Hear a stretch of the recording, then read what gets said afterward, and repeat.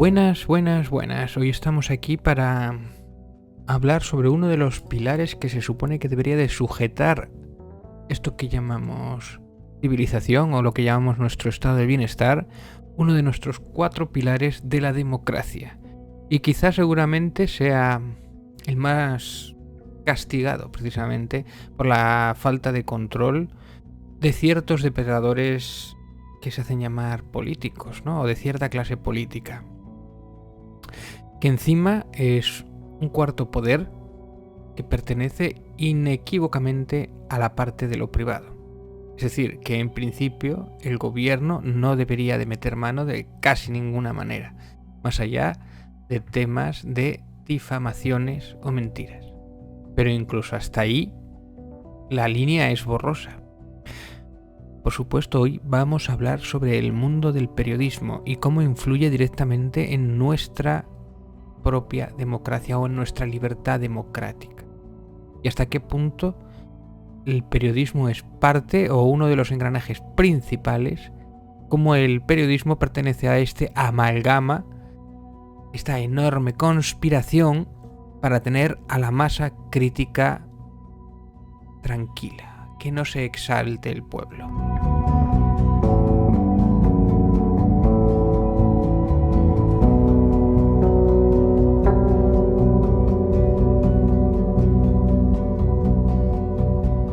Me voy a referir sobre todo a un libro que me parece súper importante, que es a El director de David Jiménez.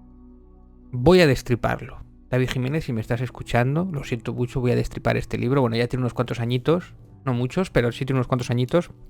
Aún así, siempre le voy a decir a todo el mundo que este libro es de obligatoria compra, si queremos entender el mundo en que vivimos. Quizás el mundo en que vivimos es una evolución de este, porque este pertenece al mundo viejo, ¿no? Ya sabemos que el COVID lo ha cambiado todo, pero el mundo que aquí relata es de 2 o 3 años antes del COVID, pero el mundo que vivimos ahora quizás ha quedado aún más en evidencia, o entendemos por qué estamos como estamos ahora, porque el periodismo como estaba ya estaba mal antes. Y parte del problema vamos a detallarlo. Dicho lo cual, David Jiménez, mira que te mando algún mensaje por Facebook, no me has hecho mucho caso, pero me encantaría de verdad que nos concedieras una entrevista.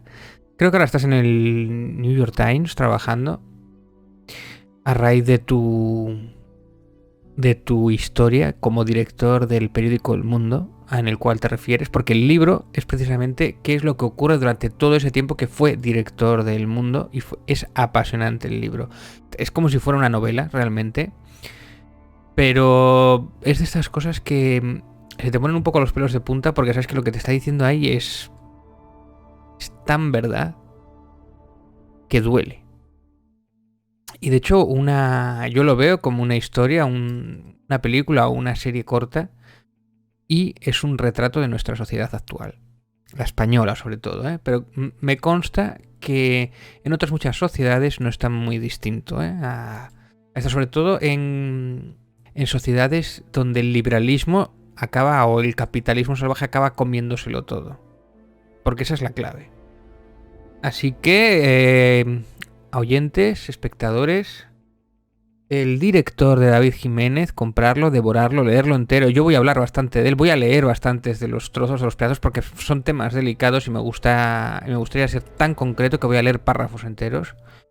Esto no sé si el copyright, espero que no se me queje mucho David Jiménez, pero este libro debería de estudiarse en las escuelas de periodismo o las escuelas en general, para poder formarse un criterio de cómo funciona estas 2 enormes megacorporaciones que mueven todos los mass media. Porque de hecho, el periodismo es una parte pequeña, pero en realidad vamos a hablar sobre el mundo mediático, sobre el mass media español, desde el punto de vista del periodismo, pero embarca todo. Os aviso, es una película de terror.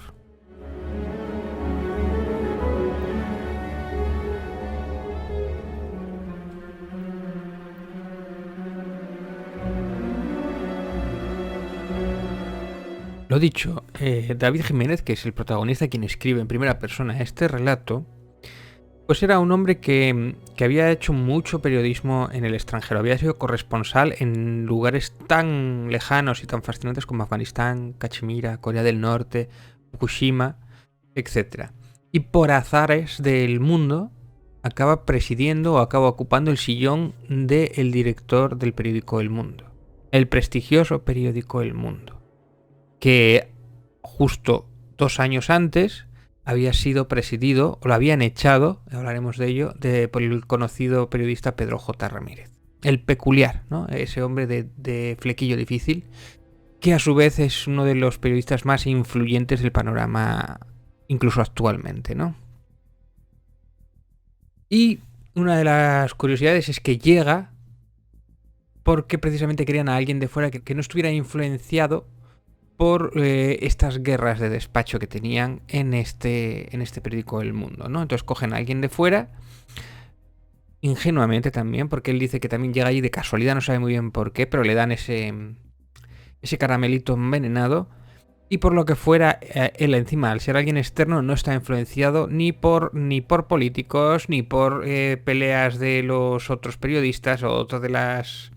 El caso es que define muy bien cómo está organizado el mundo. Lo primero que quiero hablarte sobre cómo... porque lo bueno de este libro es que tú lo puedes leer incluso no siendo español, siendo de fuera, o coger este libro dentro de 15 o 20 años, y es como un retrato de una época. Entonces, aunque tú no sepas nada, ni de los personajes que salen prácticamente, él se encarga de describirte tanto en el tiempo como en el lugar cómo eran esos personajes. De hecho, uno de los personajes que mejor describe es el Pedro J, ¿no? La importancia que tiene y ha tenido, sobre todo, con este periódico y todas esas guerras internas donde se mezclan lo político y la corrupción y el poder sacar o no una noticia amable o no a una megacorporación.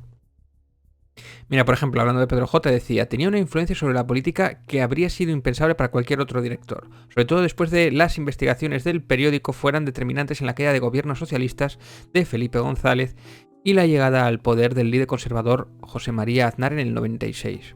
El nuevo presidente, agradecido, repetía en el Parlamento frases textuales que el director le había sugerido la víspera por teléfono, y sus ministros cortejaban el despacho en busca de protección como peticionarios en la escena inicial del Padrino. Yo acababa de ser contratado como reportero raso cuando apareció por allí visiblemente alterado el entonces vicepresidente del gobierno, Francisco Álvarez Cascos, que había abandonado a su esposa por una joven estudiante cordobesa de 22 años y temía caer en desgracia con el ala más puritana de su partido. Si pudieras hablar con el presidente e interceder por mí, pidió al director. Dice, veré lo que puedo hacer. Como veis, la influencia de Pedro J era increíble. Claro que eran otros tiempos. Era el momento de esplendor del periodismo. De hecho, lo relata en el libro, ¿no? Como estamos en una época de caída completamente del periodismo, tanto económica como de credibilidad. Y también explica por qué ocurre esa credibilidad. A medida que se lo van comiendo los políticos gobernantes o este capitalismo, este bipolio, este doble monopolio de las dos empresas de Globo Media, cómo se han ido comiendo y castrando literalmente a este periodismo, ¿no? Y apartando a aquellos reporteros que no les interesa. Sin embargo, en el momento de esplendor, ¿cómo era al revés? Eran los políticos los que temían a los periodistas. Y cómo eso poco a poco se ha ido invirtiendo, ¿no?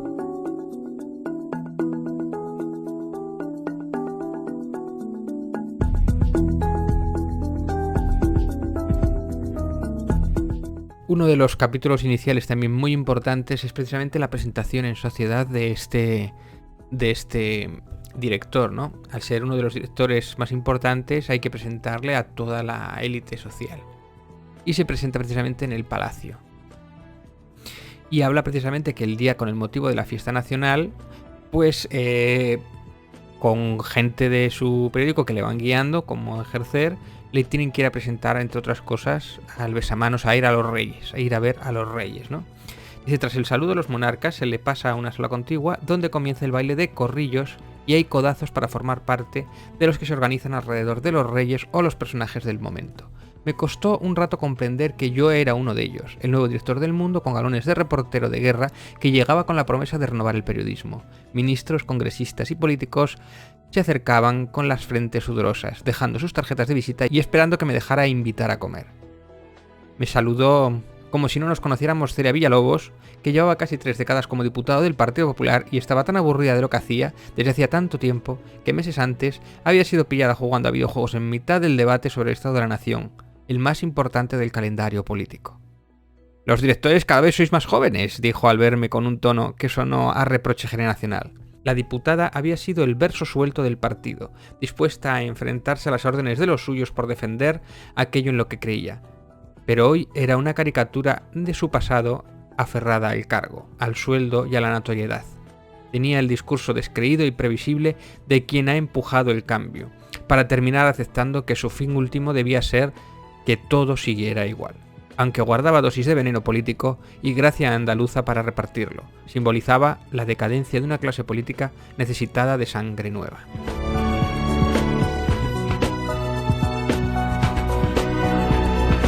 En otro de los momentos, en este capítulo del Palacio, le dicen: David, que se llama David Jiménez, David, los reyes te quieren conocer. Los corrillos se fueron estrechando y hubo un movimiento por parte de quienes tenían más experiencia en manejarlos para que me encontrara con Felipe VI y la reina Leticia. Pero aquello era como abrirse paso en una jungla birmana. Cada vez que parecíamos estar cerca del objetivo, algún caballero forzaba su presencia a empujones.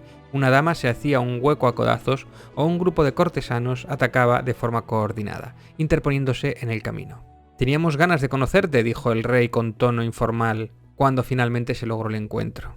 Como veis, parece surrealista, pero que un director de un periódico tenga que conocer al rey y tenga que conocer a todos estos políticos y la clase política, ¿con qué cara tú después los vas a juzgar? Porque se supone que eres tú el que los tiene que fiscalizar. Bueno. El monarca se interesó con sus viajes y coberturas en el extranjero. La reina me preguntó por el traslado, mi mujer y la adaptación de los niños a España. Quedamos en vernos en una ocasión más discreta y dejé mi sitio a los impacientes cuyo aliento sentía a mis espaldas.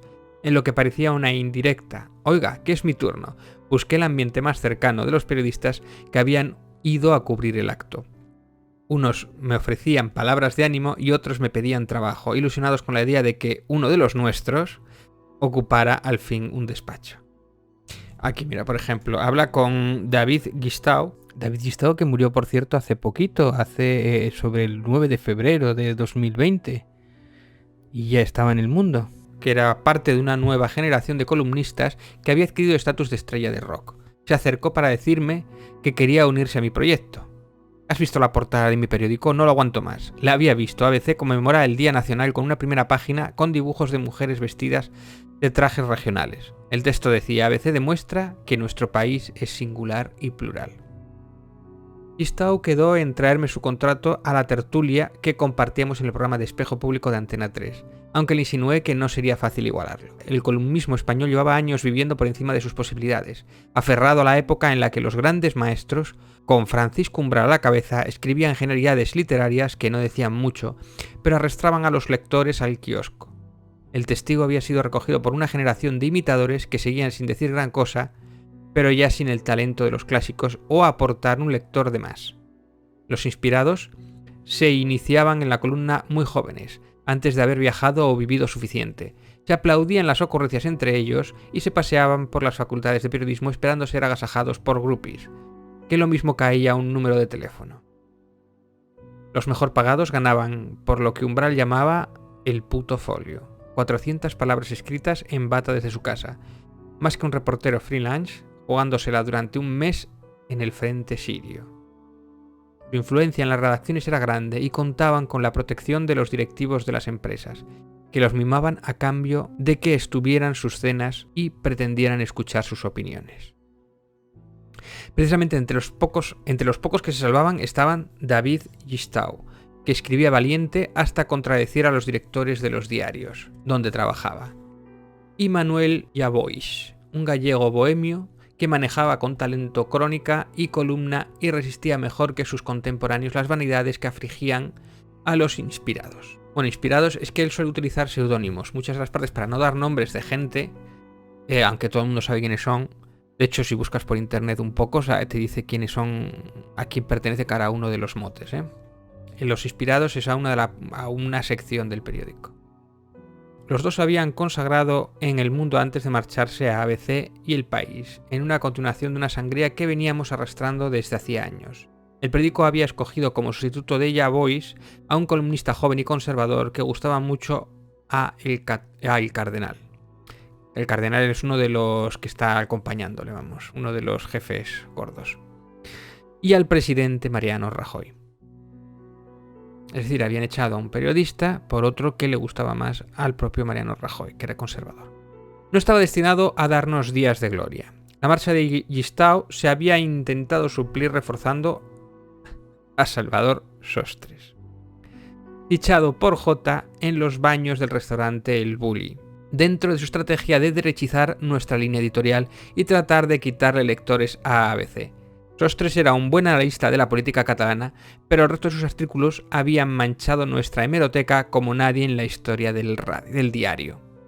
Recordaba especialmente el que escribió tras la muerte de 200.000 personas en el terremoto de Haití de 2010. No me alegro de la tragedia de Haití, pero estas cosas pasan y equilibran el planeta. La mayor parte de los que pueden estar en desacuerdo con este tipo de comentarios son pobres muertos de hambre. Qué suerte tienen que estos que están más muertos de hambre que ellos, de vez en cuando un mal viento se los lleva. Lo de Haití es una manera un poco aparatosa, pero una manera al final de limpiar el planeta. Despedí a Sostres en mi primera semana como director y se marchó a ABC. De hecho, ahí está todavía, escribiendo lindeces.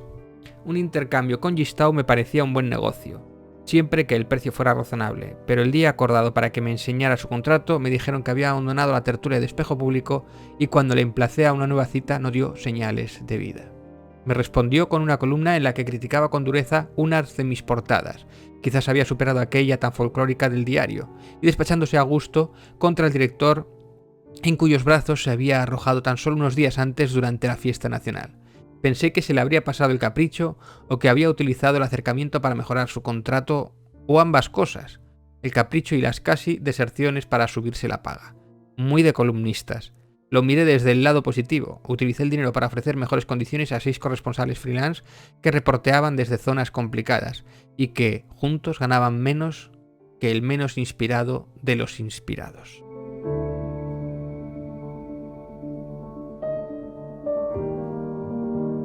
Para que os deis cuenta de qué año estamos hablando, dice, aquella mañana solo competí en atención con unos reyes recién llegados al trono que se suponía que venían a renovar la monarquía. El nuevo líder de los socialistas, Pedro Sánchez, que se suponía que venía a renovar un partido socialista centenario y en decadencia. Y un joven político estrella del momento, Albert Rivera, que se suponía que venía a renovar la manera de hacer política, rodeado de aquel ambiente donde lo nuevo parecía dispuesto a arrollar a lo viejo. Voy a seguir leyendo más adelante. Dice, me interesa mucho sobre todo sus opiniones como experto, ¿no? Pero sobre todo de personas que ha tratado directamente. Y cómo analiza ese momento histórico. Dice, el PP había acumulado el mayor poder desde los tiempos del socialista Felipe González. Controlaba la mayoría de los gobiernos autonómicos y municipales del país, ambas cámaras del Parlamento y el gobierno central con mayoría absoluta. La mezcla de ese poder abrumador, la debilidad de las instituciones que debían supervisarlo y una enraizada cultura de la trampa hizo que el partido degenerara hasta operar como una organización criminal, esto entre comillas, ¿no? En bastiones como Madrid o Valencia, según los jueces. De hecho, esto ha sido confirmado hace poco por el Supremo. Más de medio centenar de escándalos se acumulaban en los despachos de los magistrados con nombres como el caso Gürtel, caso Púnica, caso Bárcenas o caso Nos. La trama de corrupción que había salpicado a la Casa Real e iba a sentar en el banquillo a la infanta Cristina y a su marido Iñaki Urdangarín, la respuesta desde el partido gubernamental había sido ocultar pruebas, proteger a los cargos bajo sospecha, maniobrar para cambiar el destino a jueces incómodos y acosar a los medios que, como El Mundo, investigaban los escándalos. El control de la prensa se había convertido en una obsesión para el gobierno. Bien, dicho esto, claro, puede decir, bueno, puede ser baladí, pero es que lo dice el director del Mundo, que es un periódico conservador. Y después ahí aporta pruebas, pero bueno, esto es como un entrante. Los ministros con los que me citaba tenía para mí un mensaje tan parecido, expresado con frases tan similares, que llegué a la conclusión de que formaban parte de una estrategia coordinada. El mundo y el gobierno habían tenido sus diferencias. La mayoría de los casos de corrupción habían sido destapados por nuestros reporteros. Esto es verdad. Pero habían llegado la hora de la reconciliación. La idea era que el país estaba en un momento crítico y la irrupción del popularismo amenazaba no solo la recuperación económica, sino la integridad nacional y los principios constitucionales. Moncloa esperaba que nuestro periódico tomara la postura patriótica, entre comillas, como veis esto sigue coleando, de apoyar a su candidato. No son tiempos para neutralidad, me dijo el ministro del Interior Jorge Fernández Díaz, en una frase que luego repetirían varios de sus colegas. Más adelante dice, Asuntos Internos era otra de las secciones del periódico, Me dijo que si había un ministro con información que nos podía interesar era Fernández, porque tenía bajo su mando a los cuerpos policiales que investigaban la corrupción, el terrorismo o el crimen organizado. Pero una vez sentados en la mesa, cada vez que yo trataba de llevar la conversación a aquellos terrenos, el ministro volvía al verdadero motivo de su invitación, la cantante Isabel Pantoja, protagonista de la prensa rosa y la farándula nacional. Como veis, esto Berlanga lo retrató perfectamente en Nacional, ¿no? Esto es unos cuantos años después, pero somos herederos precisamente de aquellas películas de Nacional, ¿no? La tonadillera cumplía una pena de 2 años en la prisión de Alcalá de Guadaira por blanqueo de capitales, y nosotros habíamos publicado que recibía un trato de favor que incluía criadas que le lavaban su ropa. El ministro quería dejar claro que se había llevado a cabo una investigación interna muy seria y que estaba listo para desvelar sus resultados a la prensa. Bueno, pensé, no es el Watergate, pero lo mismo nos vamos con algo. En estas elecciones lo vamos a tener difícil. Las encuestas no están con nosotros. ¿Por qué el mundo nos trata tan mal? Tratamos igual a todos los partidos, ministro. La Razón y el ABC no nos preocupan. Ya sabemos que están con nosotros y dirán que todo lo hacemos estupendamente, pero vosotros podéis decidir las elecciones. Ahí están los indecisos en el mundo. Nah, dije, las elecciones todavía las decide la televisión. Eso es verdad. Vosotros y Antena 3 son los medios que importan al gobierno. Mi pregunta es, ¿podemos contar con vosotros? El país se enfrenta a enemigos peligrosos. No son tiempos para la neutralidad. Un periódico independiente es para un gobierno como su departamento de asuntos internos gratuito, le dije. Hacemos vuestro trabajo e identificamos las manzanas podridas para que sean apartadas. Creo, ministro, que esa es la mejor forma de verlo. Después dice que pierde ya el tiempo. No acabó consiguiéndole sacar más información. La llegada al poder de los populares había comenzado como la de tantos otros gobiernos, de uno u otro bando, con una purga en los medios públicos. Al frente de Radio Televisión Española se colocó a José Antonio Sánchez, un tipo que aparecía en los papeles de Bárcenas, entre quienes supuestamente habían cobrado sobresueldos del partido gubernamental. El jefe de informativos de la cadena pública, Fran Llorente, fue laminado y los directores territoriales apartados y sustituidos por comisarios políticos. Los periodistas que se negaron a convertir Televisión Española en el gabinete de prensa del gobierno fueron cesados, mientras se creaba una redacción paralela dispuesta a hacer el trabajo sucio. Los medios privados, mientras, fueron sometidos con la estrategia del palo y la zanahoria. Moncloa forzaba el despido de periodistas incómodos, utilizaba la publicidad institucional para castigar a los desobedientes y controlaba las tertulias políticas en radios y televisión, que se habían convertido en el principal centro de debate del país y tenían grandes audiencias. Como veis, que yo diga esto no tiene importancia y podéis decir que es un panfleto publicitario, pero está diciendo David Jiménez, que fue el director del periódico El Mundo, un periódico conservador. No me cansaré de repetir esto último. Conocí cómo funcionaba el reparto cuando empecé a recibir ofertas para participar en programas de radio y televisión. El cardenal estaba empeñado en que escogiera para mis colaboraciones los medios del grupo A3 Media, con el que decía que teníamos posibilidades de futuras alianzas. Me pareció una buena opción porque los programas donde se me proponía participar, Espejo Público de Antena 3 y Más de Uno en Onda Cero, eran conducidos por periodistas que respetaba. Fui informado de que mi asiento sería parte de la cuota libre, es decir, los huecos que quedaban después de que el gobierno y los caciques mediáticos de la casa colocaran a marionetas y esbirros. El reparto, en el caso de A3 Media, incluía en su pujante cadena La Sexta, lo manejaba su consejero Mauricio Casals, que desde la presidencia de La Razón operaba en la oscuridad como enlace con el gobierno y estaba siendo investigado en varios casos de corrupción relacionados con el Partido Popular. En los platós se contaba cómo colegas acudían a implorar a El Príncipe de las Tinieblas, como se le había bautizado en su propia empresa, para que no les sacara de las mesas políticas, mostrando su arrepentimiento si se habían salido de la línea y prometiendo ser mejores chicos en el futuro. El príncipe no era de derechas ni de izquierdas, era del poder. Había convencido al anterior gobierno socialista de que quitara la publicidad de Radio Televisión Española, que supuso una inyección millonaria al duopolio de A3 Media y Mediaset. Y ahora servía a los conservadores, ya que fuera imponiendo líneas editoriales o haciendo de intermediario con el partido gobernante. Nadie tenía mejor información en el país, pero tampoco nadie iba a leerla en su diario La Razón. El control del gobierno había llegado hasta tal punto que sus dos principales facciones, lideradas por la vicepresidenta Santa María y la secretaria del partido Cospedal, batallaban por colocar en las tertulias al mayor número de afines para atacarse mutuamente. Prueba de que en política el fuego más letal es siempre amigo. Era una guerra donde se humillaba al tertuliano enviándole mensajes con las consignas a repetir, se exigían lealtades ciegas y se destruían o promocionaban carreras a capricho, incluidas las de algunos de los inspirados, esa nueva generación de columnistas que se abría paso imitando a sus mayores. Nuestra última incorporación, el articulista de cabecera del presidente Rajoy, era un buen ejemplo. Un par de años antes se encontraba en paro y pidiendo trabajos en las cercanías del Partido Popular, hasta que le dieron una oportunidad en la radio pública. A ver qué tal se portaba. Cumplió y fue recibiendo más encargos, hasta que Casimiro lo trajo al mundo, en un intento de superar el luto por la pérdida de Yavoix. Nuestro fichaje, que con el tiempo haría carrera y llegaría a jefe de opinión, cayó bien en el ala conservadora de la redacción. Muy de derechas, había concluido que escoger bando era la manera más rápida de prosperar, sin saber lo difícil que era soltarse los grilletes una vez dejabas que te los pusieran. Istao contó en una columna cómo había sido testigo del día que María Pico, la mano derecha de la vice y colocadora en serie de tertulianos, lo avasalló en los pasillos del Congreso por soltarle la frase que definiría la época en la que vivía el oficio. Recuerda quién te ha puesto ahí.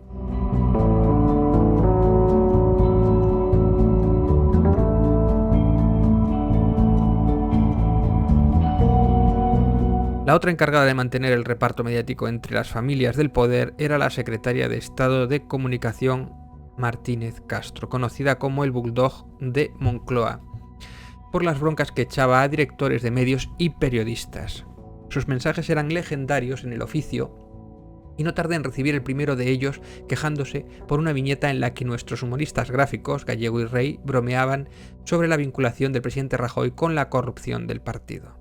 ¿Qué sentido de actualidad?, decía la secretaria de Estado de Comunicación en un texto al que le faltaban tildes. ¿Qué alusión a algo noticioso? ¿Qué golpe de humor tiene esta viñeta? Yo solo veo ganas de denigrar al presidente, sin la menor justificación ni en su conducta ni en su actualidad. Cuando comenté el mensaje en el staff me dijeron que les parecía suave. Lo normal era que Castro incluyera insultos, pero no debía de tener aún suficiente confianza conmigo y me trataba con cariño. El periodismo nacional se había llenado de fieras amaestradas que, como dice uno de los personajes de La conspiración de la fortuna, lamían la mano que les daba de comer y mordían lo que ella les mandaba.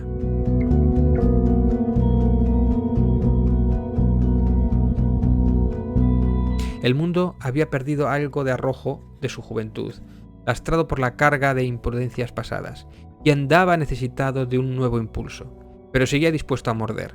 El gobierno había logrado domesticar a 3 de las 4 grandes diarios de la prensa madrileña. La Razón y el ABC no nos preocupaban, después de que Juan Luis Cebrián, el presidente de Prisa, sumara a El País a la lista de vencidos. La muerte del fundador del grupo, Jesús de Polanco, había dejado la empresa en manos de Cebrián en el 2007, en vísperas de la gran recesión. La cosa prometía porque el nuevo jefe era periodista, había sido el primer director de diario y lo había convertido en medio de referencia del mundo hispanohablante. Sin duda, cuando se viera en la encrucijada de tener que escoger entre poder y verdad, dinero y periodismo, sus intereses o los del periódico, optaría por lo segundo. Eligió lo primero. Cebrián presidió durante la siguiente década un hundimiento sin precedentes de una gran empresa de comunicación europea.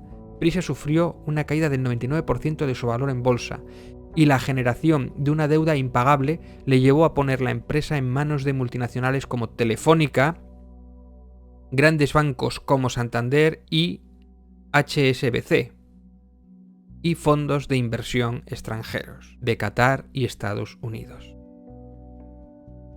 Aquí voy a dejar una pausa dramática. La operación para salvar la compañía fue apadrinada por la vicepresidenta Santamaría. Hizo a Cebrián inmensamente rico. En un año, con pérdidas de 450 millones de euros, se embolsó 12 millones.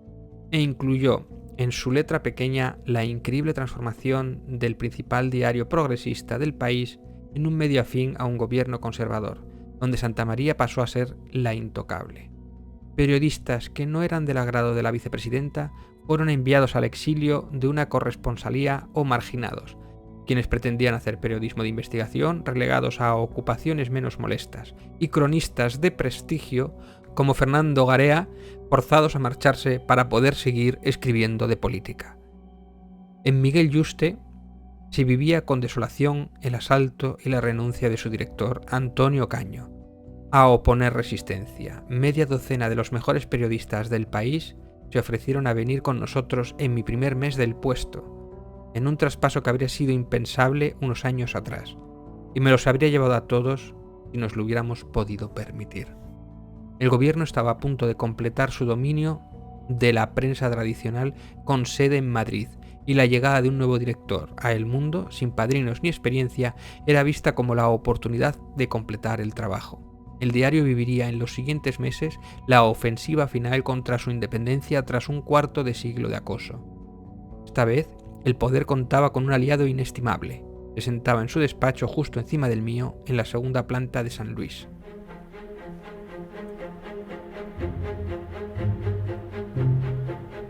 Bien, ahora que os voy a leer, es otra de las partes también bastante importantes, impactantes. ¿Qué fue lo que pasó con Pedro J? ¿Por qué le echaron como director del periódico? Moncloa ofrecía al diario empezar de cero y dejar atrás el enfrentamiento tras la publicación 2 años antes de los mensajes privados del presidente Mariano Rajoy a Luis Bárcenas. Luis, lo entiendo, sé fuerte. Cuando se descubrió que el ex tesorero del partido ocultaba una fortuna en Suiza, los mensajes apuntaban a la complicidad de Rajoy en la corrupción del partido y su disposición a encubrirla. Las informaciones sobre la trama, recogidas en los papeles de Bárcenas, habrían costado el puesto al presidente en cualquier otro lugar. En España, habían acelerado la caída de los directores que les habían publicado. Javier Moreno en El País, en la que sería la última investigación importante que el periódico publicaría bajo el mando de Cebrián, y Pedro J. en El Mundo.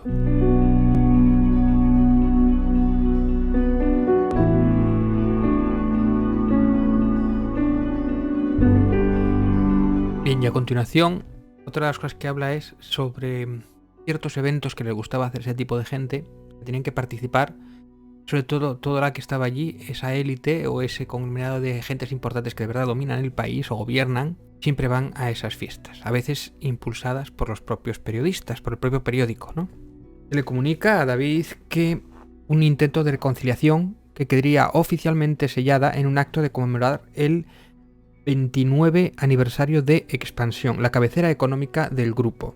Y se organizó ese evento como si tratara de las bodas de una hija, llamándome ilusionado cada vez que un ministro confirmaba su asistencia y recordándome a cada paso lo importante que era que todo saliera bien. No te lo vas a creer, me dijo. Vienen el vicepresidente, la vicepresidenta y 7 ministros, la presidenta de la comunidad, presidentes del IBEX. Me costaba entender por qué un grupo de comunicación supuestamente independiente iba a agasajar de aquella forma a un gobierno que estaba haciendo todo lo posible por mermar la libertad de prensa, incluida la nuestra. El acto era al mediodía, y ese día fui pronto al periódico. Me sorprendió ver a Goodward por allí. Los periodistas de la prensa escrita no madrugaban, los de la investigación madrugaban menos aún. Tengo algo importante, dijo. Dispara. Tenemos el escrito de defensa de Bárcenas. Confirma que los 4 presidentes del PP, incluido el presidente Rajoy, conocían la existencia de una caja B en el partido.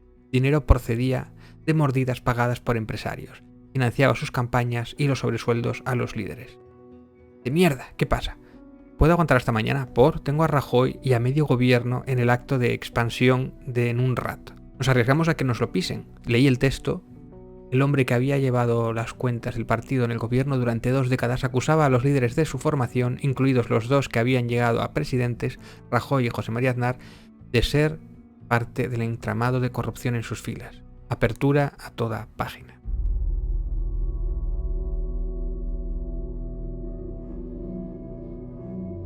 Mientras tenía que ir al evento y ocupó su mesa, esto mientras, o sea, quiero decir, el rollo es que él tenía que ir a un evento con un montón de políticos y mientras en la prensa estaba poniéndolos a caldo, estaba poniendo que eran todos unos corruptos, ¿no? Es un poco putada, ¿no? Claro, eso crea mucha tensión a ciertos niveles. Ocupé mi lugar en la mesa con varios empresarios, banqueros y miembros del gobierno, no muy lejos de donde se sentaban el cardenal y Rajoy. El cardenal es como el ayudante, al final el que le va a traicionar, pero bueno. Se acercó una persona de su gabinete para preguntarme si no sería posible al menos llevar la información a un lugar más discreto de la web. Sí, porque primero la habían impreso en la página web y el día siguiente saldría en papel, ¿no? Dice, pero por respeto hacia su presidente. Podían llevarlo a un lugar más discreto de la web. Dije que lo sentía, no era posible. Rajoy dio su discurso y se marchó sin que nos conociéramos como estaba previsto.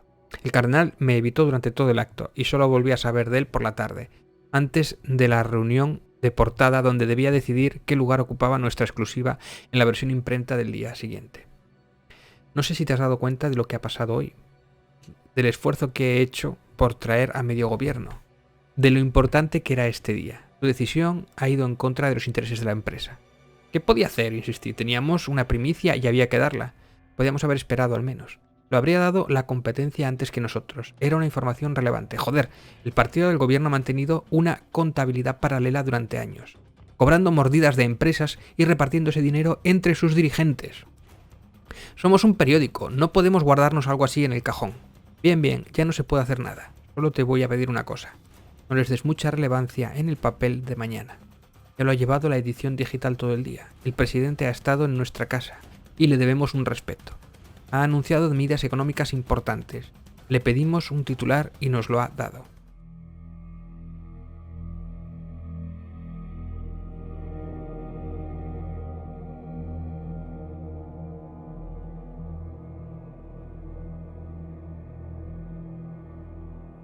Bien, voy a leeros otros extractos que me parecieron vitales. Vamos a hablar sobre el señor Villarejo. Dice, Villarejo parecía sacado de una película policíaca de los años 80. Había comenzado su carrera en el cuerpo de la etapa final de la dictadura, ganándose a políticos, periodistas y empresarios con el tráfico de información. Operaba como un agente libre sin responder más que a sí mismo y con la complicidad de los ministros del Interior sin importar a qué partido pertenecieran. Nada más verme me dijo que tenía buenos informes sobre mí. Recordó los servicios que había hecho para nuestro periódico y dijo que estaba dispuesto a seguir trabajando para nosotros, con una condición. Debía parar los pies a Asuntos Internos, nuestro hombre en la policía. Asuntos Internos es también un seudónimo, porque decía que estaba publicando informaciones que le perjudicaban.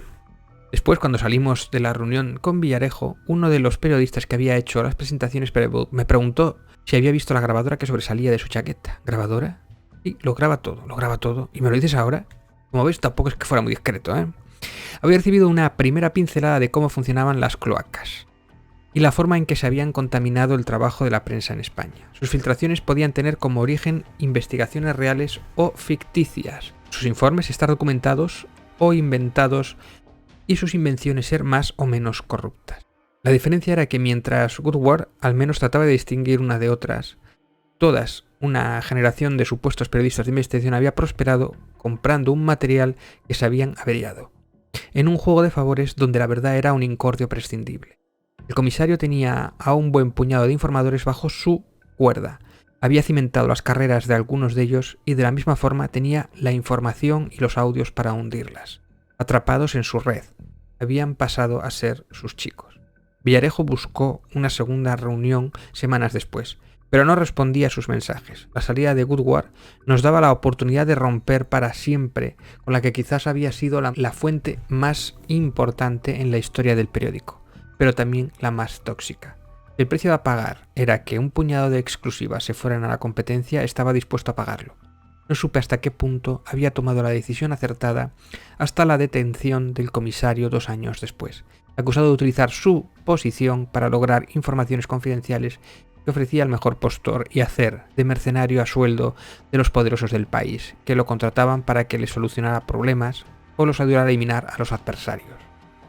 Los agentes de la Unidad de Asuntos Internos incautaron en sus oficinas de la Torre Picasso y en un chalet de Boadilla del Monte de cientos de vídeos, audios y dosieres de políticos, empresarios y periodistas, un material que durante décadas fue su seguro de vida y que con el tiempo serviría para tumbar a algunos de los políticos y empresarios más poderosos del país. Chun, chun, chun, chun. De esto, en cierta parte, si estáis viendo la película de Antidisturbios, se trata este tema. Lateralmente, pero ves cómo funciona. De hecho, hay un personaje que es Villarejo, le ponen otro nombre, pero es Villarejo tal cual.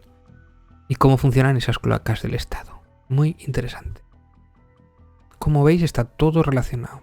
Todos los poderes fácticos están correlacionados y están todos corruptos.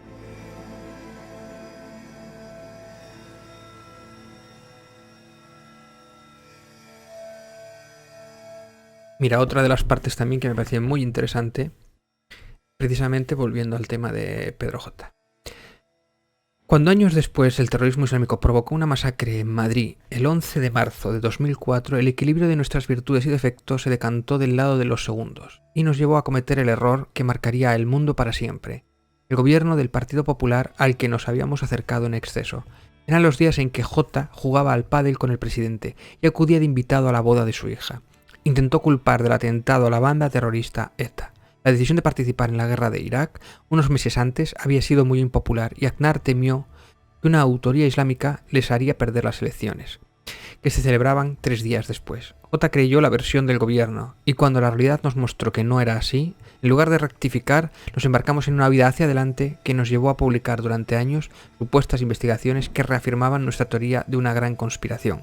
Era difícil encontrar a alguien en la redacción que pensara que lo que estábamos haciendo tenía algún sentido.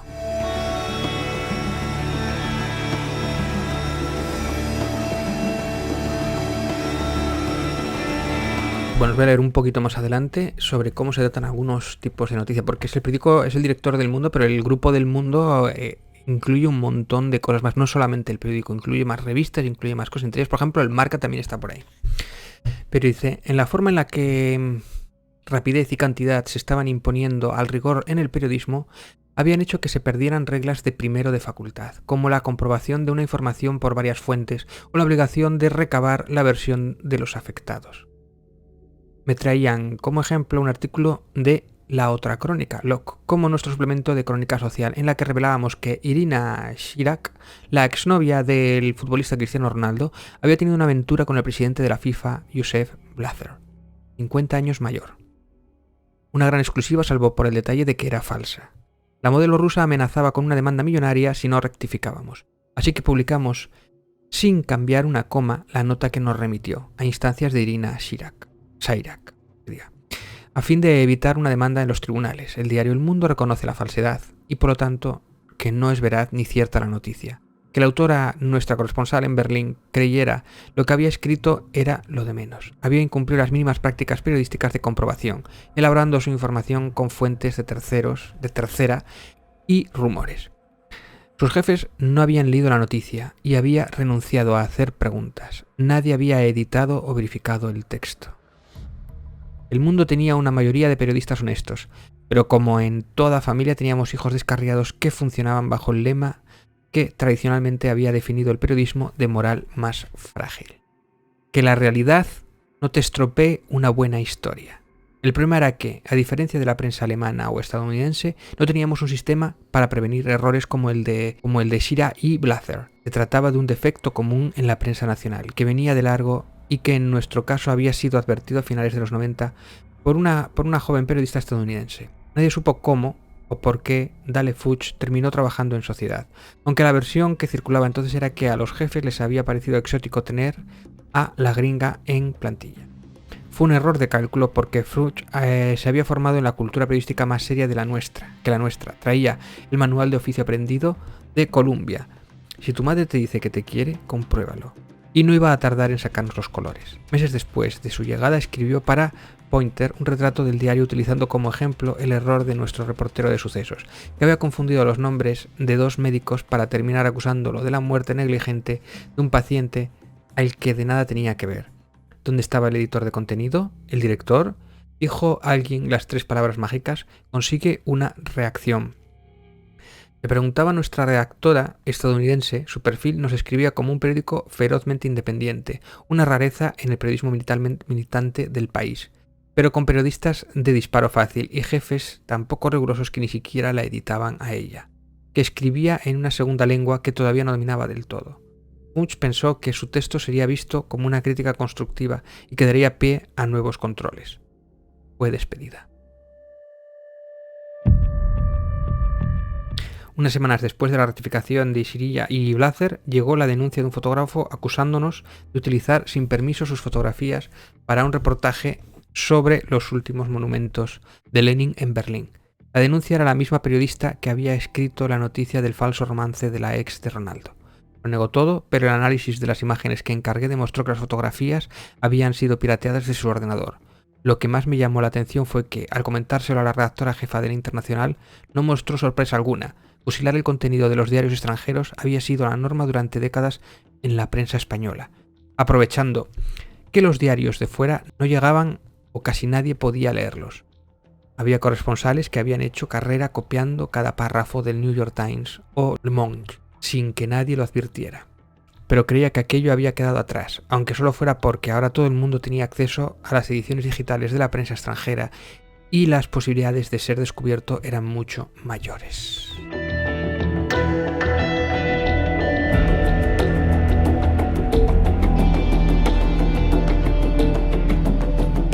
Una vez vino a verme indignada porque desde la policía política del ministro Fernández se estaba ofreciendo a los medios un informe policial fabricado a la carta sobre la supuesta financiación de Podemos en el extranjero.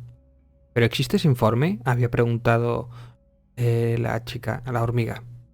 Existirá, le dijeron, dando a entender que lo improvisarían si había interés por nuestra parte. Los papeles resultantes eran parte de una supuesta investigación sin supervisión judicial ni pretensiones de veracidad.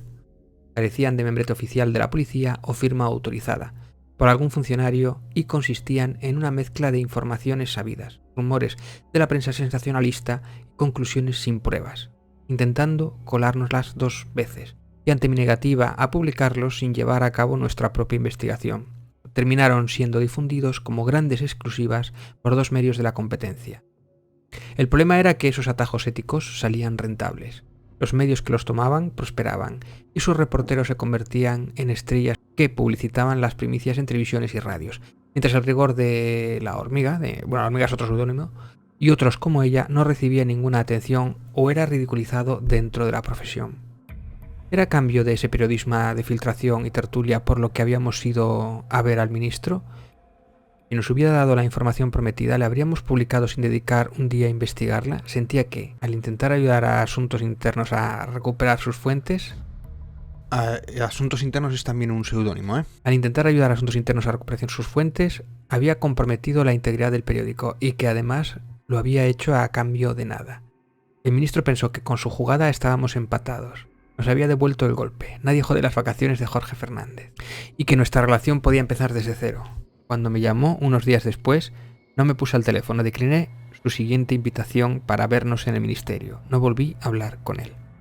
Lo de devolver el golpe era por las noticias que había sacado anteriormente.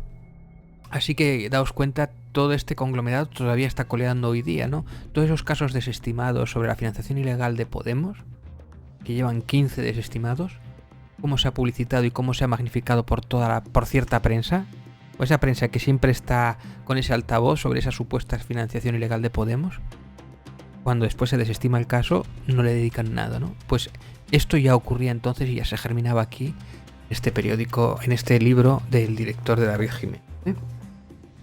Como la noticia se la da a la prensa precisamente el propio ministro.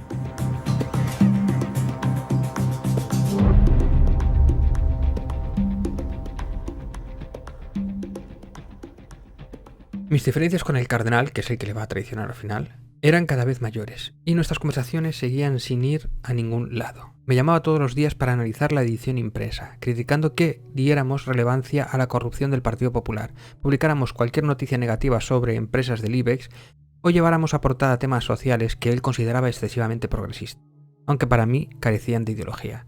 Nunca había entendido que el cambio climático, la pobreza, la inmigración o la desigualdad fueran desechadas como preocupaciones de izquierdas. O que la defensa de la Constitución, ahora amenazada por el desafío del independentismo catalán, la promoción del emprendimiento o la exigencia de la educación de calidad fueran de derechas. El cardenal llamó más irritado que de costumbre. ¿Qué hemos hecho esta vez?, pregunté. ¿Has visto lo de economía?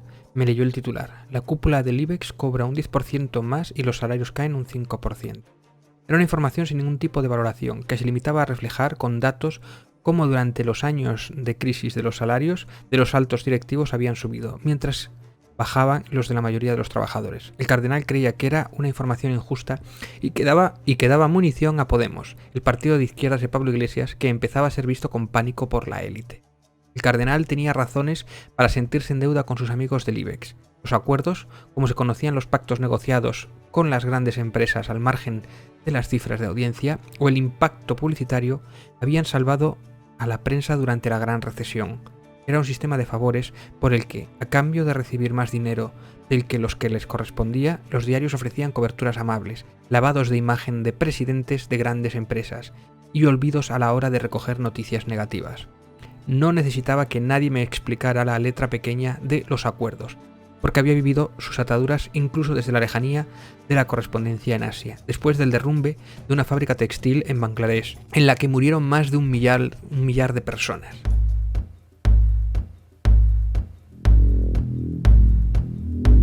Y sigue más adelante, el intercambio de favores entre prensa y empresas estaba tan enraizado desde hacía tanto tiempo que no hacía falta descolgar el teléfono para que los directivos se cobraran su parte. En las redacciones se había interiorizado que empresas como Telefónica, el Banco Santander o el Corte Inglés eran intocables.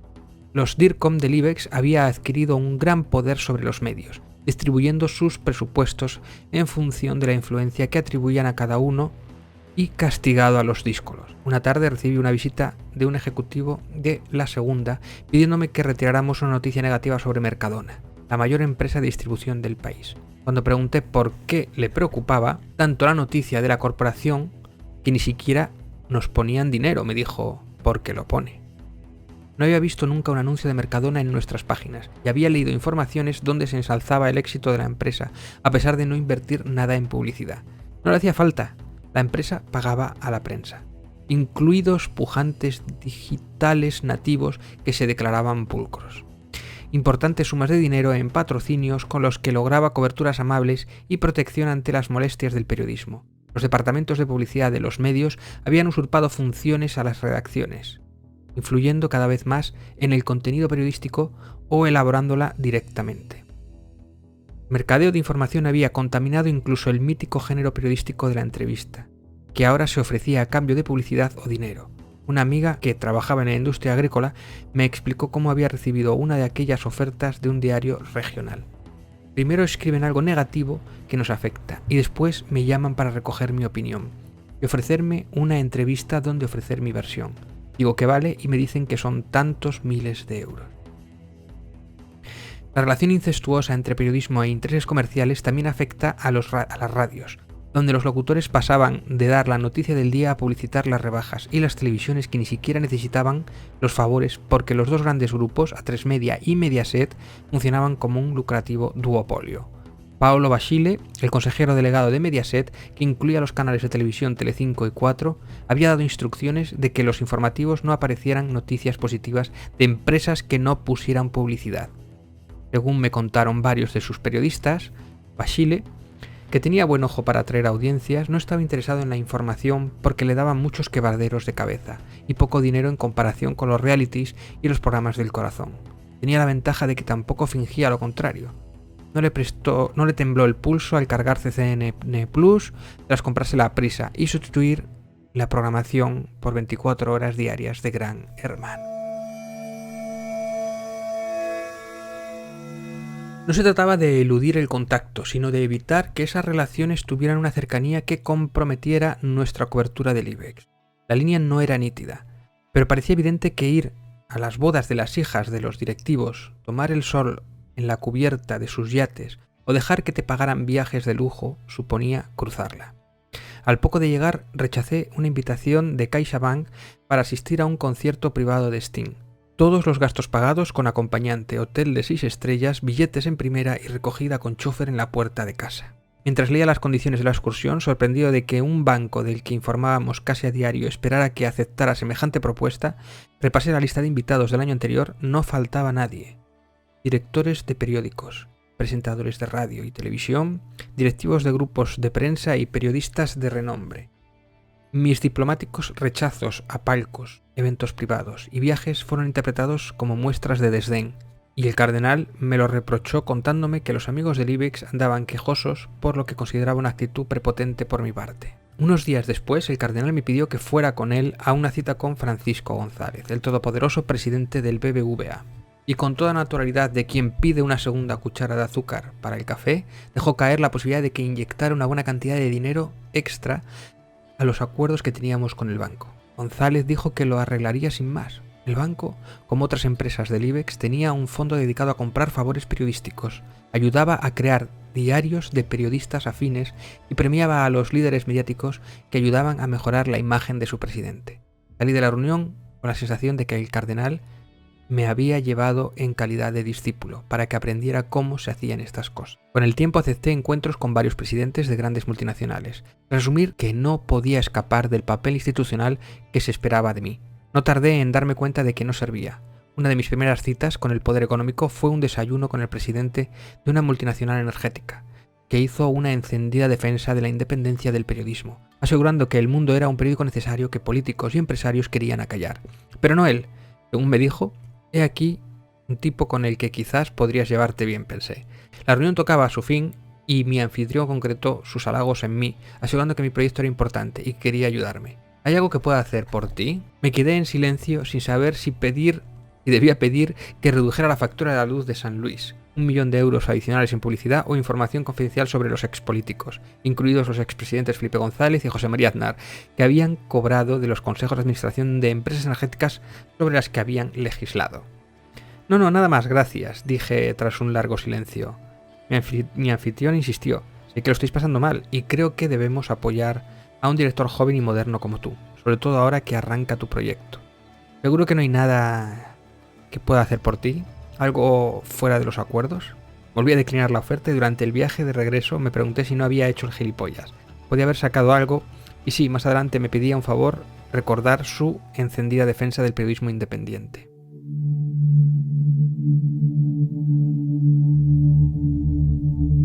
Pero más adelante dice, mira, el más poderoso entre los presidentes de IBEX era César Alierta. Había construido un formidable entramado de poder e influencia utilizando Telefónica, una de las grandes empresas del país, como su cortijo personal. Se podía caminar por los pasillos de las plantas nobles de su sede y ver en las puertas de los despachos los carteles de los nombres de sus colocados, exministros tanto del PP como del PSOE, Trinidad Jiménez o Edardo Zaplana, familiares de dirigentes políticos, Juan Rosa Vallejo, marido de la vicepresidente Sáenz de Santa María, cercanos a la realeza como el exjefe de la Casa Real Fernando Almansa e incluso la realeza directamente. El cuñado del rey, Iñaki Urdangarín, fue enviado por Alierta a Washington con un generoso sueldo en cuanto empezó a tener problemas con la justicia. Tener una larga lista de empleados VIP no solo engrasaba los contactos del presidente con una de la corporación con el poder, sino que enviaba a futuros candidatos la señal de que también a ellos podía esperarles un despacho con un sueldo de 6 cifras, 7 incluso, si se portaban bien. Pedro J. culpaba al IBEX de estar detrás de su destitución, tras su enfrentamiento con el presidente Rajoy, en una conspiración para derribarle que unió a los empresarios más influyentes del país, al gobierno y a el cardenal. El pacto para la destitución del fundador del mundo se acordó en Milán, y el golpe final lo dieron los grandes capos del dinero, que previamente habían ahogado nuestras cuentas con una reducción de inversión publicitaria. El IBEX era un enemigo que no querías tener. Yo estaba a punto de sumarlo a una lista que empezaba a ser demasiado larga. Un corresponsal liberado que tenía la sección de economía, que lo llama Money, me dice que tenía una información delicada sobre las relaciones empresariales de Alierta con Rodrigo Rato, el ex vicepresidente del gobierno y exdirector del Fondo Monetario Internacional, FMI, implicado en varios casos de corrupción. El presidente de Telefónica tenía una participación en un hotel en Berlín que la justicia sospechaba había sido utilizado por Rato para el blanqueo de dinero y evasión de capital, dentro de una compra realizada a través de una sociedad familiar administrada por uno de sus sobrinos. Le pregunté a Money si Alierta sabía en qué andaba metido Rato cuando invirtió en el negocio de Berlín. No lo creo, dijo. Rato fue determinante en la elección de Alierta como presidente de Telefónica. Son amigos, lo normal es que le propusiera invertir y Alierta confiara en él. Una hora después de que Money abandonara mi despacho, recibí la llamada del cardenal. Tenía la voz entrecortada y sonaba preocupado. Me pidió que subiera a verle. Lo de Alierta, dijo, esto no puede salir, esto no. Me sorprendió que estuviera al tanto de una historia que yo no le había mencionado. Supuse que Money se la había adelantado y no me gustó. Fue la primera de muchas pistas que me indicaron que el cardenal mantenía una relación paralela con algunos de mis periodistas, saltándose la dirección, que ignoraba sus presiones para negociar el tratamiento de las informaciones directamente con sus autores. Esto es muy serio, continuó. He hablado con Alierta y nos pide de que no demos esa información. Todo se ha hecho legalmente. No entiende esta persecución. No parece que haya nada ilegal, dije, pero que el ex vicepresidente del gobierno implicado en corrupción y el empresario más influyente del país sean socios de un hotel que la justicia cree que fue utilizado para lavar dinero es relevante. Mi idea es publicarlo. Dice, te estoy diciendo que vivimos de favores. Esa es la realidad. No podemos ir contra los amigos que nos ayudan. Esto no es una corresponsalía. Tienes responsabilidades con la empresa, con tus compañeros, con el periódico.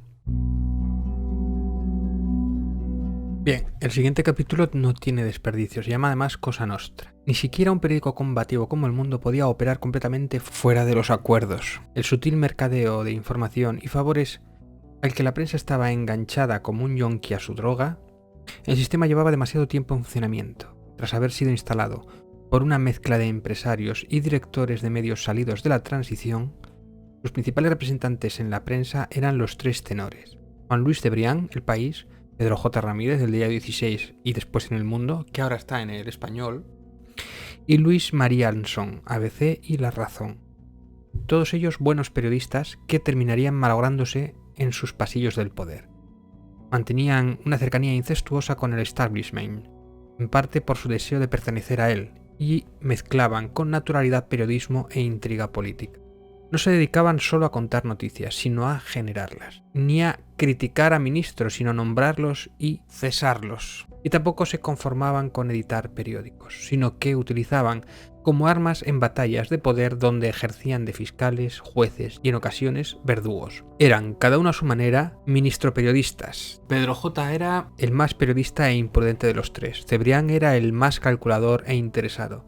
Y Ansón el más tendencioso y aristócrata. El fundador de La Razón y exdirector de la ABC había tenido en el segundo de estos diarios el despacho más grande que había acogido nunca a un director. Incluía una salida privada que le permitía entrar y salir sin ser visto, y un semáforo en la entrada para indicar su disponibilidad. Si estaba en rojo no recibía llamadas ni visitas, en ámbar solo llamadas, y en verde ambas. La cultura de los acuerdos, que tanto envenenaría la relación entre la prensa y el dinero, se fraguó en esos despachos que, daba igual su tamaño, nunca fueron lo suficientemente amplios para acoger el ego de los tres tenores. La decadencia de los grandes directores había dado paso a una nueva hornada de imitadores que, sin su influencia, talento o pegada, habían aparcado las sutilezas de épocas pasadas para abrazar lo que en las redacciones se conocía como el periodismo de Trabuco.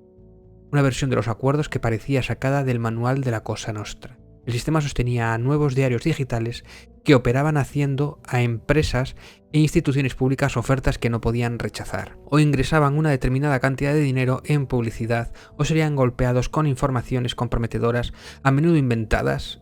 La primera vez que supe la existencia del periodismo de Trabuco fue a través de dos directivos de un gran banco, que se me quejaban amargamente de tener que pagar mordidas publicitarias. Cuando sugerí que denunciaran la situación o incluso que me aportaran las pruebas para que lo publicáramos en el diario, me miraron sorprendidos. Todo el mundo paga, dijo uno de ellos. Todo el mundo piensa que para una gran empresa no es dinero, unos pocos miles de euros, pero las consecuencias de no hacerlo pueden ser graves si propagan un rumor que dañe la imagen de la empresa o de su presidente. Entre los más destacados estaban los llamados confidenciales, diarios creados sin apenas medios que vivían del chantaje y contaban con el silencio cómplice de los tradicionales, porque dedicaban mucho espacio a publicar chismes sobre la prensa. Los jefes los temían. Un día llegó la noticia de que el dueño de PR Noticias había sido condenado a exigir 300.000 euros a Íñigo Lapetra Muñoz, director de comunicación del Consejo General de Enfermería de España, bajo la amenaza de publicar un dossier que destruiría su carrera. Pedí a últimas que publicara la noticia y 2 minutos después las secres me dijeron que tenía el teléfono al dueño de PR Noticias, Pedro Aparicio Pérez. No estoy, dije. Pérez empezó a gritar todo tipo de insultos desde el otro lado de la línea y amenazó con hundir en 15 días el periódico de mierda que dirigía. Supuse que en adelante me trataría con especial cariño, pero no me importaba demasiado. ¿Quién iba a tomarse en serio artículos sin una sola fuente o testimonio escritos con la simple narrativa de un texto de primaria? Para mi sorpresa, la dirección de la empresa al completo. Ni siquiera podíamos acogernos a la excusa de la necesidad, porque todo había empezado en los buenos tiempos, cuando la prensa vivía en la abundancia y los regalos de la empresa colapsaban cada Navidad los servicios de mensajería de las redacciones. Jamones, cajas de vinos, puros, Montecristos, tarjetas de regalo del Corte Inglés y cestas con caviar incluidos se acumulaban junto a las mesas de los redactores jefes y en los despachos del staff. Entre las anécdotas legendarias del oficio, Ramón Lobo, uno de los grandes reporteros del país, contaba el día que un gran banco obsequió con un televisor a cada uno de los asistentes a la rueda de prensa donde anunciaban sus resultados anuales. Al final del reparto sobraba uno, así que un compañero preguntó si se podía llevarlo también. Y se marchó con 2 televisores. Las comidas gratis en los mejores restaurantes, los coches prestados indefinidamente y los créditos a intereses inimaginables para el resto de los mortales estaban a la orden del día. Un ex consejero del Banco Popular me contó que la política de la empresa era tener contextos a los periodistas de economía, con hipotecas por bajo del mercado, para asegurarse una buena cobertura amable. El banco terminó yéndose a pique tras haber mantenido durante décadas la imagen de ser el mejor gestionado del país. Era un sistema en el que los jefes se llevaban la mejor parte del botín, pero donde siempre había algo para la infantería. Viaje por la jeta a Tanzania, gritaba alguien. ¿Quién lo quiere? Comida en el Ritz. Rueda de prensa de una marca de relojes, igual que hay uno. La crisis había terminado con la barra libre, pero la fiesta continuaba para la aristocracia del oficio. Lo que en países con larga tradición de libertad de prensa resultaba inaceptable, pasaba por normal en el nuestro. A nadie le extrañaba que la imagen de rigor en los telediarios Matías Prats fuera, desde hacía unos años, el rostro publicitario de la aseguradora de un gran banco. Que el líder de la radio, Carlos Herrera, se fuera de excursión a la Eurocopa de Polonia, junto con algunos de los informadores más conocidos del país, en un avión fletado por la multinacional Iberdrola. O que la mayoría repitiera gratis total en el Mundial de Brasil. Ni siquiera los directores de El País, El Mundo o ABC se dejaban agasajar en el palco de Santiago Bernabéu por la élite del poder y el dinero, compartiendo confidencias y champán con Florentino Fernández, el presidente del Real Madrid, que a la mañana siguiente pedía la cabeza de los cronistas que criticaban al equipo. Los periodistas estaban tan convencidos de nuestra excepcionalidad, de formar parte de una casta privilegiada que merecía un trato presidencial, que una de las reporteras más célebres del país, que en su día había trabajado en El Mundo, llamó en una ocasión a la Comunidad de Madrid para pedir que enviaran a los bomberos a su casa porque se había dejado las llaves. Cuando le sugirieron que avisara al cerrajero, se sorprendió como solo podía hacerlo alguien que perteneciera a un gremio que le había perdido todo contacto con la realidad. Los sobresueldos para informadores estaban ahora a la orden del día, pagados por agencias de comunicación, clubs de fútbol, partidos políticos y grandes empresas como Telefónica, que durante la presidencia de César Alierta llegó a tener subvencionados a 80 de los más conocidos informadores del país. La publicación a través de la plataforma Filtrala de la base de datos de donaciones y patrimonio y patrocinios del Corte Inglés reveló que la empresa de grandes almacenes pagaba por trabajos y consultorías a reconocidos periodistas como Fernando Onega, Isabel Durán o el jefe de opinión de ABC, Jaime González. La lluvia de dinero se extendía a media docena de asociaciones de prensa, que en teoría debían proteger el oficio de esas tentaciones. Las agencias de noticias tradicionalmente más escrupulosas oficializaron el periodismo de pago con la creación de servicios bajo demanda. Por un módico precio, empresarios, corporaciones o instituciones garantizaban la cobertura periodística de sus eventos. Ni siquiera la romántica cobertura internacional se libraba. Los viajes a los focos de atención eran ahora sufragados por ONG, gobiernos, el Banco Mundial o alguna cadena hotelera. La muralla que debía separar la propaganda de la información, la nota de prensa de la noticia y la publicidad del periodismo se había desmoronado. Comprarse un periódico no era posible en España, pero como dice dicho afgano, sobre la corrupción del alquiler se podía hablar.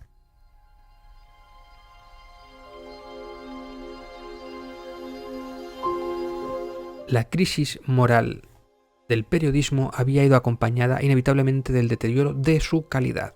Con presupuestos cada vez más ajustados, los medios habían encontrado fórmulas ganadoras y de coste limitado para mantener a las audiencias enganchadas. Bastaba juntar en la arena del debate a un grupo de periodistas dispuestos a insultarse, previo arreglo de sistemas de cuota organizado por políticos y caciques, para poner en marcha programas con grandes audiencias y ninguna sustancia. El mundo había aportado unos cuantos personajes al show, entre quienes había ido dejando el periódico en purgas y despidos. Alfonso Rojo, que cuando me marché del corresponsal era el reportero estrella del País y adjunto al director, al único al que se aumentaba el cuerpo de la firma en sus crónicas. Hacía ahora periodismo de confidenciales y actuaba como uno de los grandes provocadores de las tertulias, donde era llamado como parte de la cuota del gobierno. Nunca defraudaba. Había sido expulsado de un plató de la Sexta tras decirle a la futura alcaldesa de Barcelona, Ada Colau, que estaba muy gordita para el hambre que se pasa en el país. Eduardo Inda, con el que había cubierto mi primera noticia en la sección de local 20 años atrás y que durante algún tiempo hizo tanto de investigación con Good Word, terminaría creando un diario sensacionalista y organizando trifulcas con podemitas en radios y televisiones. Tomás Roncero, uno de los nuestros célebres cronistas de la sección de deportes, protagonizaba ahora programas de televisión a los que acudía disfrazado de hooligan, lloraba en directo ante las victorias del Real Madrid y disparaba a las audiencias teatralizando sus intervenciones hasta convertirlas en escenas de telenovela. Quizás fuera el lado más triste de la decadencia del oficio, la manera en la que había llevado a buenos periodistas a olvidarse de lo que habían sido. En mitad de una precariedad de los tiempos y las olas de despidos, informadores discretos sobrevivían entregándose al ruido, opinadores antaño intelectualmente honestos se vendían a un bando político y reputados confidenciales aceptaban indignidades bien remuneradas, haciéndose un Milá, en referencia a la célebre periodista de los años 80 y 90 que terminó como presentadora del gran reality Gran Hermano, porque, según decía, tenía que pagar la hipoteca. De los periodistas se esperaba ahora que entretuvieran, no que informaran. Y en ese nuevo escenario nadie competía, en presencia o caché, con Paco Marhuenda, erigido en la gran estrella de lo que los mexicanos llamarían la comentocracia. El expolítico del Partido Popular dirigía La Razón y ya había firmado algunas de las portadas legendarias del nuevo periodismo español. Una de ellas revelaba una encuesta que daba como ganador en unas hipotéticas elecciones generales al exministro franquista Manuel Fraga, que llevaba 5 años muerto. Marhuenda era el patito feo que seguía la estela de los tres tenores de la información, Cebrián, J y Ansón, pero aunque se esforzaba en imitarlos, carecía de su carisma o consideración. A cambio ofrecía al gobierno una entrega sin condiciones que le abría todas las puertas y que en nuestro país incluso iba acompañado de cierto estatus. El ministro de Interior, Jorge Fernández, mi frustrada garganta profunda en el caso de Isabel Pantoja y fontanero jefe de las cloacas del Estado, le había nombrado comisario honorario de la Policía Nacional. Rajoy lo recibía en Moncloa con los brazos abiertos y el IBEX patrocinaba sus eventos, concediéndole prioridad en los acuerdos. El comisario participaba en una media de 8 tertulias semanales, y a mí aquello me producía asombro, porque yo solo iba a 2 y me angustiaba estar quitándole tiempo al diario. Ni siquiera cuando se difundieron grabaciones en las que se jactaba de manipular su periódico para presionar a políticos, ya nos hemos inventado una cosa muy buena para darle una leche, decía que la presidenta de Madrid, Cristina Cifuentes, el último de la estirpe de ministroperiodistas, perdió su posición en los platós. Yo creo en un periodismo ideológico, me dijo en una ocasión, en un receso publicitario del programa de Carlos Alsina en Onda Cero.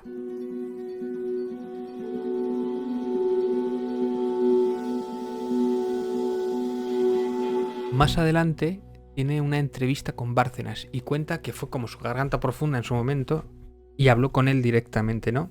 Le contó cómo, por ejemplo, el ex tesorero le contó cómo se entregaban 30 millones de pesetas en un maletín al más célebre locutor de la radio española en vísperas de las elecciones del 96 a cambio de una cobertura amable durante la campaña. O cómo se fraguó la operación para inyectar dinero procedente de la caja B del partido en la ampliación de capital de Libertad Digital, la empresa de medios de nuestro columnista Federico Jiménez Los Santos. Bárcenas visitó en una ocasión a un gran banquero para pedir una donación y este le respondió que ya lo había arreglado. Unos días antes con su presidente. El reparto posterior de sobresueldos había sido ingeniado para que nadie de la cúpula se quedara sin su parte. La mejor garantía de que todos guardarían el secreto. ¿Nadie dijo no a los sobres?, pregunté a Bárcenas. Mira, me dijo cuando el vino había desinhibido sus últimas reservas sobre mí. En mi vida solo he conocido un político completamente honesto, y ese fue Manuel Fraga. Todos cobraban su parte. El presidente Rajoy, Álvaro Lapuerta, ex tesorero nacional del partido, tenía un amigo que viajaba a Cuba y siempre le traía 2 cajas de puros. Una me la daba a mí y la otra se la entregaba a Rajoy, con el dinero que le correspondía. Lo que no sabía Lapuerta era que los puros no eran los Montecristo. A que encargaba Bárcenas soltó una carcajada, y que su amigo le traía unos mucho más baratos.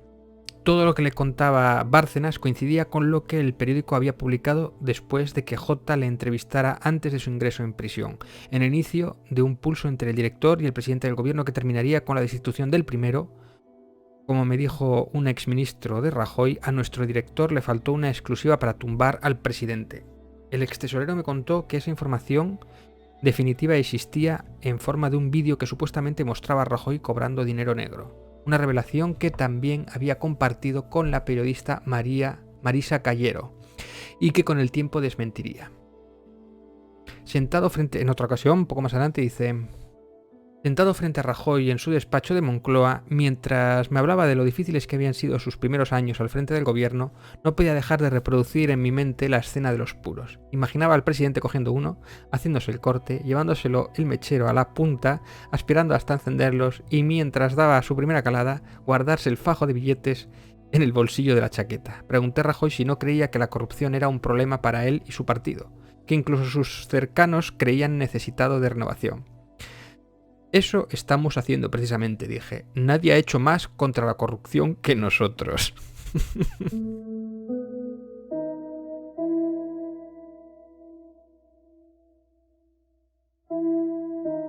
Y una nota que habían publicado pone: si les escribiera un país donde el gobierno maniobra para despedir a periodistas incómodos, impone tertulianos en programas de radio y televisión y presiona a los directivos de los medios de comunicación para evitar las críticas, pensarían que hablo de una república bananera. Ocurre en España, el mismo país donde el reparto de las nuevas licencias de televisión se hace a pocas semanas de las elecciones generales, en un intento de condicionar la línea editorial de las cadenas. El mismo también donde las televisiones públicas pagadas por todos se utilizan como gabinetes de prensa particulares, al servicio de gobiernos que se quejan de que no les llega para educación y sanidad, pero no tienen problema en derrochar en propaganda.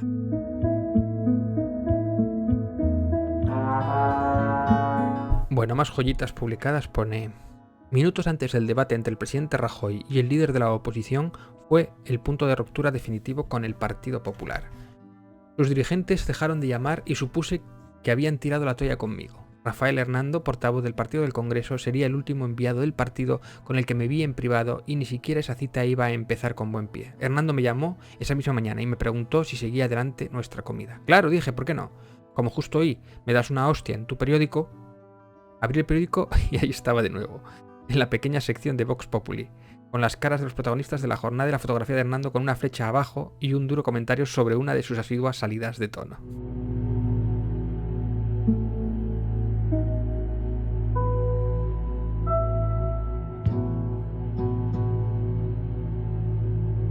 Unas semanas antes había conocido a Florentino Pérez, que, como presidente del Real Madrid y dueño de la multinacional ACS, era uno de los empresarios más poderosos del país. Andaba disgustado conmigo porque habíamos criticado su gestión, y como era de los intocables, no estaba acostumbrado. El cardenal organizó la cita en el restaurante Señorío de Alcócer, cerca del Santiago Bernabéu. Pérez me pareció un tipo divertido y despierto. Había profesionalizado al Real Madrid como empresa, multiplicado su valor y cosechado una de las mejores etapas deportivas de su historia, pero dirigía el club como si fuera su cortijo particular. Buscaba la destrucción de sus enemigos de forma implacable y detrás de supuestas formas amables mantenía atemorizados a la prensa. En aquellos días andaba presionando el nuncio de Milán para que se cargara a Óscar Campillo, el director de Marca, un buen periodista que no le bailaba el agua. Aunque era íntimo del cardenal, Pérez tenía vetado a cualquier acuerdo promocional del Real Madrid con los diarios del grupo mientras Campillo siguiera al frente del diario deportivo. ¿Cómo puede ser que tengas en Marca a un director del Barça?, repetía Pérez durante la comida, mientras el cardenal ponía una sonrisa boba y aceptaba a regañinas el capo del fútbol. Me sentía mal por Campillo, porque aunque no éramos amigos y apenas le conocía, sabía que era un muerto andante y no podía decírselo. El caso es que mientras estuviera este hombre, este pobre periodista, Campillo, pues digamos que el presidente del Real Madrid, Florentino Pérez, no iba a invertir en el grupo editorial del Mundo. En el momento en que lo echaron, volvió a invertir. Lo echaron obligatoriamente por la presión de Florentino. Parece ser que eso es algo que se hace habitualmente con los periodistas incómodos.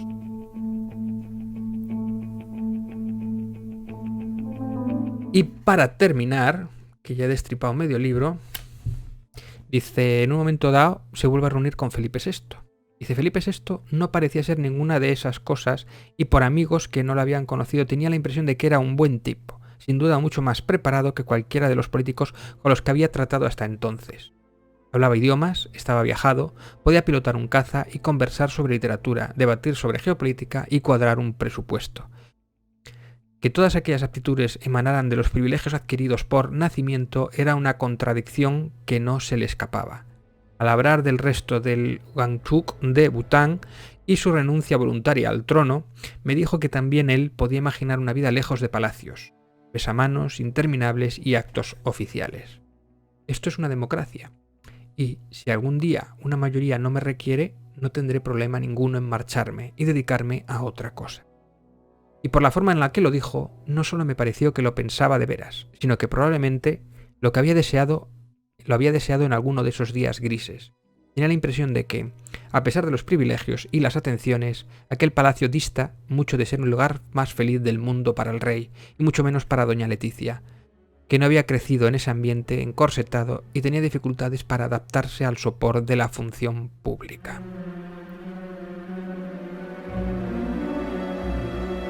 Bueno, he contado muchísimo, he leído muchísimo del libro. Espero que me perdone David Jiménez, de verdad. Pero he contado mucho, pero hay muchísimo más. Hay muchísimo a fondo. De hecho, hay una historia, una trama entera de cómo él le hacen la cama dentro del periódico. O sea que, señores, es obligatorio comprar este libro, de verdad, como libro de cabecera para saber cómo funciona España. Es un libro que yo me he leído varias veces porque tiene tal cantidad de información y tantos nombres que es importante ver todo el entramado social que conlleva, ¿no? Toda la trama y cómo nos cuenta y cómo funcionan esos engranajes del poder.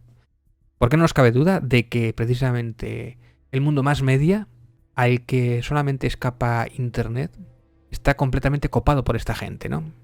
Por eso hoy día es súper importante cuando llega una noticia saber quién te la está contando, la fuente, y después contrastarla y verificarla. Precisamente todo esto que está contando aquí, cuando ya creíamos que era el culmen de la corrupción periodística o la deformidad máxima, cuando llega la pandemia, todos estos males se agigantan. Y todos los engranajes que nos tenía que haber salvado precisamente de una pandemia o de unos malos políticos o de que los políticos tomaran responsabilidades, precisamente ocurre todo lo contrario. Dicho esto, vamos a ver qué piensa nuestra audiencia. Vamos a volver con Gerald y vamos a darle más vueltas al tema.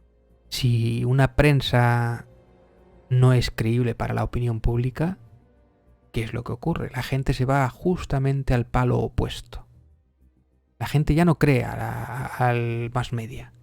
Ya no cree en lo que dice la televisión, ya no cree en lo que dice la prensa escrita, los grandes medios, y se busca otras fuentes. Cosa que por un lado es completamente normal. Si te han metido tantas veces y eso ha costado la vida o tu puesto de trabajo, la vida a familiares tuyos o ha condicionado tanto esta sociedad, ¿qué ocurre? La gente se vuelve negacionista. Porque contrastar unas noticias o saber cuáles noticias son verdaderas o no, eso lleva un esfuerzo, bastante esfuerzo. Entonces se polarizan. Entonces, la gran parte de la culpa de que haya muchos negacionistas en este país y se dejen llevar por otros periódicos alternativos. Cuando digo periódicos alternativos me refiero a creadores de bulos. Pues es que yo lo entiendo.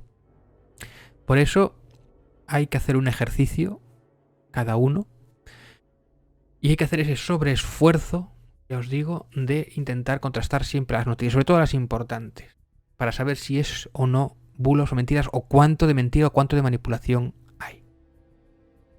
Yo os recomiendo que busquéis unas charlas que hay muy interesantes que yo me he buscado por iVoox a raíz de precisamente de hacer un poco de investigación sobre la prensa, que es sobre el periodismo. Y en este caso, por ejemplo, me llamó muchísimo la atención cómo se pueden llegar, por ejemplo, es Periodismo de Datos para la Gente de Letras, de Josu Mezo, que es una charla. Y habla precisamente de cómo se manipulan o cómo se pueden distorsionar las cifras para dar una noticia falsa. Falsa muchas veces no adrede. Porque como los números son muy conceptuales, es interesante también saber eso, cómo nos manipulan uno con las cifras, ¿no? Y cómo se pueden manipular. Muy interesante esa charla. Y, por supuesto, todo esto no es exclusivo de la prensa seria.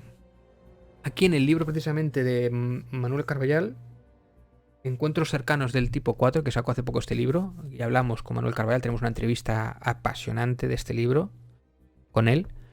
Precisamente una de las partes que cuenta en este libro es cómo esos corrillos o esos movimientos de despachos o esos casos que no interesa cerrarlos del todo o desentramarlos dentro del mundo del misterio, también hay como una especie de conspiración para seguir mamando la leche de esa vaca enorme, ¿no?